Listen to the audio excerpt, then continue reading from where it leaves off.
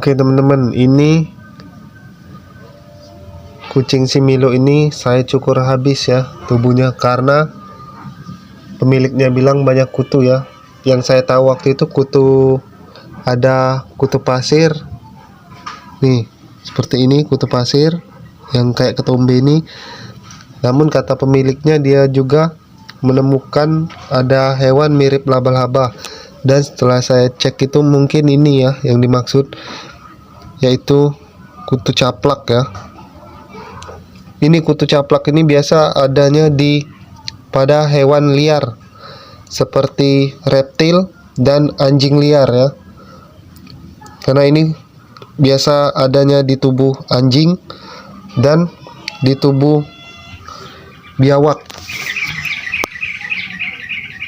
Nah, jadi mungkin inilah yang dimaksud pemiliknya, mirip laba-laba katanya, perutnya besar.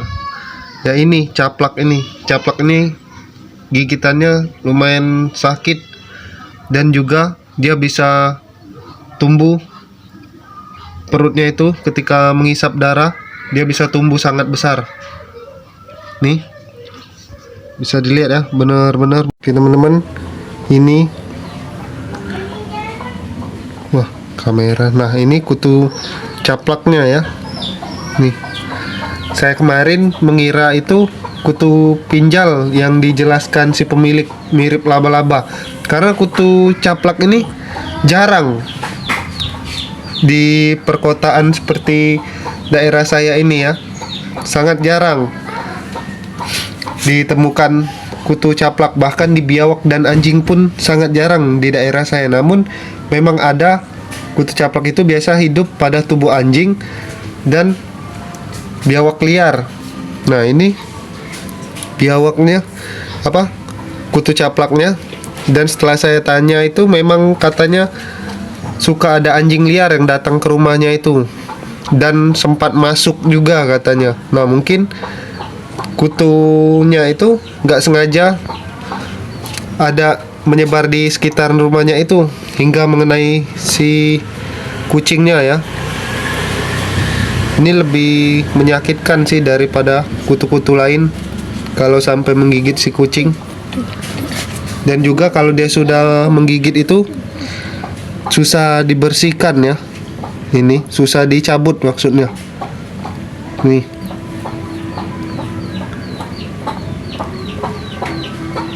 Kutu caplaknya ya. Ini yang masih kecil ini. Ini dari anjing liar, karena memang ada anjing liar di sekitaran depan rumahnya katanya. Oke teman-teman, ini akan saya Milonya akan saya mandikan. Ini sudah saya bersihkan telinganya. Ini adalah kutu caplak ya. Intinya kutu caplak ini dia bisa berkembang biak sangat banyak. Jadi kita harus cepat basmi. Di sini dia akan saya mandikan, lalu akan saya berikan obat kutu ya. Oke, kita langsung mau mandikan dulu. Oke teman-teman, ini setelah si Milonya saya mandikan dan sudah saya keringkan nih, dia jadi terlihat lebih cerah ya dan lebih bersih. Ini telinganya juga saya sudah bersihkan. Ini mau saya berikan obat kutu juga buat si Milonya ya. Ini tadi dia saat mandi itu dia pup atau ya. Oke teman-teman, ini video kucingnya tadi yang pup di kargonya itu, tuh bisa lihat ya, bercampur darah pupnya dan berwarna kuning. Itu menandakan bahwa kucing ada masalah, karena pup yang normal berwarna hitam atau coklat. Jika berwarna kuning itu menandakan bahwa pup tidak normal, berarti ada masalah. Atau pupnya itu berwarna kuning, dan juga pupnya itu mengeluarkan darah. Sebenarnya gejala tanda pup berdarah itu banyak ya, bisa dari makanan, bisa ada masalah di pencernaan atau di anusnya. Namun ini dugaan saya lebih mengarah ke cacing tambang ya. Karena kalau cacing tambang itu biasanya kucing akan pupnya berwarna kuning dan seperti ada serpihan mirip pasir berwarna putih yang bercampur dengan nya itu, atau serpiannya itu kayak ada kerikil-kerikil pasir gitu berwarna sama dengan pupnya itu ya. Nah, dan juga anusnya itu merah seperti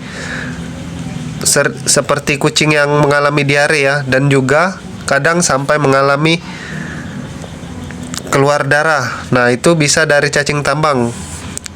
Karena cacing tambang tidak seperti jenis cacing lainnya ya.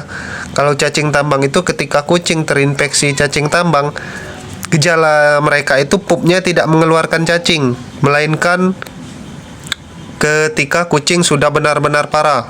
Ketika cacing tambang itu sudah sangat banyak di dalam perutnya dan kucingnya sudah sangat kurus seperti ingin mati, barulah cacing tambang itu akan keluar dari anusnya, akan muncul sangat banyak dan sangat panjang. Makanya itu orang banyak yang tidak tahu kucingnya terinfeksi cacing tambang. Mereka akan tahu ketika kucingnya itu sudah tidak mau makan dan mengalami demam tinggi, dan ketika cacing tambangnya sudah muncul dalam jumlah yang sangat banyak. Tidak seperti jenis cacing pita ataupun cacing pipi ya, dimana kalau cacing pita dan cacing pipi itu ketika kucing pup, cacing itu akan keluar bersama dengan pupnya. Nah, sedangkan cacing tambang itu tidak. Cacing tambang tidak keluar melalui pup. Namun ketika sudah parah, sudah sangat banyak, barulah cacing itu akan muncul sendiri dari anusnya. Jadi itu ya perbedaannya. Jadi kalian harus curiga jika kucing kalian pupnya itu berwarna kuning dan seperti benyek. Pupnya benyek tapi ada seperti serpian-serpian gitu di dalam pupnya itu, namun tidak ada cacing. Itu bisa jadi tanda kucing kalian terinfeksi cacing tambang ya. Jadi harus berhati-hati ya. Ini akan saya beritahu pada pemiliknya kalau kucingnya ini kemungkinan terkena cacing tambang, karena dari kutu pun ataupun makanan yang tidak bersih juga bisa ada cacing tambangnya ya. Bahkan lingkungan juga bisa, dari hewan lain pun bisa. Maaf ya, saya lagi tidak enak badan nih, jadi suka batuk dan flu. Oke, ini akan saya berikan obat kutu dulu, karena dia ini banyak kutu tadi kan. Meskipun ini sudah saya mandikan, sudah bersih, takutnya ada yang tertinggal. Jadi kita lebih baik memberi obat kutu. Dan obat kutu juga tidak boleh sering-sering digunakan ya, karena termasuk jenis obat keras. Jadi gunakanlah seperlunya saja ketika sudah benar-benar parah, karena obat keras juga bisa punya efek samping ke ginjal dan hatinya jika sering-sering digunakan ya. Jadi gunakan obat kutu dengan bijak, jangan setiap ada kutu langsung diberi. Oke, saya akan beri obat kutu dulu ya. Oke teman-teman, ini saya memberikan obat kutu sesuai dosis si kucing ya.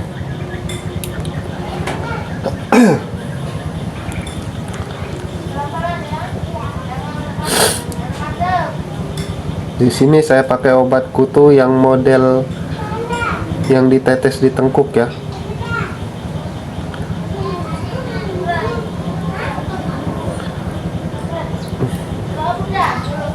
Yang ditetes di tengkuk itu tidak menggunakan jarum Jadi saya menggunakan jarum ini hanya buat menyedot obatnya saja ya. Ini diteteskan di area tengkuk, karena ini obat tetes kutu itu tidak boleh terjilat oleh si kucing ya, karena ini termasuk racun. Jadi jangan sampai dijilat si kucing. Dan cara pemberiannya itu sama seperti penjelasan saya sebelumnya di video sebelumnya, itu harus kena di area kulit tengkuk.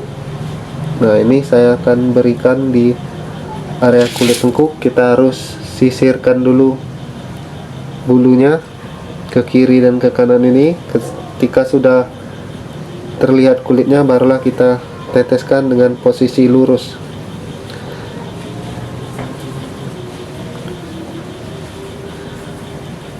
Nah, oke. Ini saya akan tunjukkan ya. Ini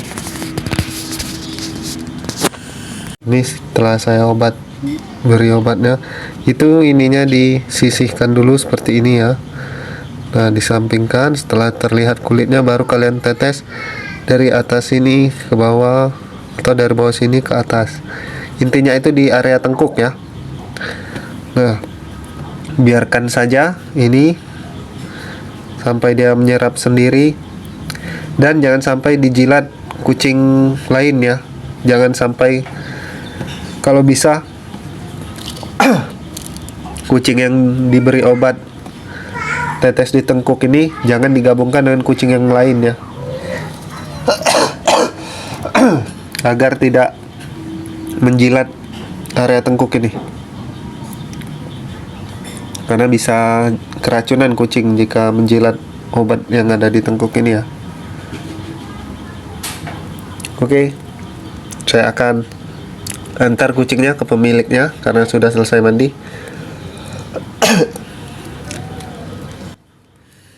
Oke, jangan lupa like dan subscribe channel ini, dan bye bye. Bye bye Milo.